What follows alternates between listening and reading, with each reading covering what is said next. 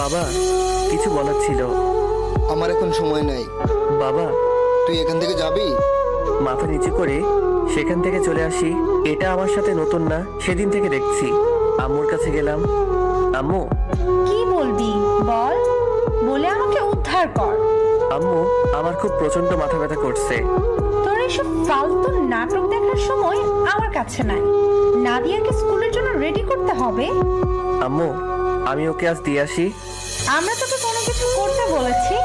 মুখ পোড়া, যেভাবে আছিস সেভাবেই থাক। আম্মু, আমি কি তোমাদের ছেলে না? সেজন্য তো এখনো খাইতে পারছিস। আম্মু, তোমরা কি আমার সাথে একটু ভালো করে কথা বলতে পারো না? এর থেকে ভালো তুই যোগ্য না। তাহলে গলা টিপে মেরে ফেলোনি কেন?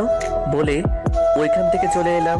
মানুষ ভুল করে, কিন্তু সেই ভুলের প্রতিদান যে কাউকে এভাবে দিতে হয় আমি জানতাম না। তখন সেই 6 বছরের আমি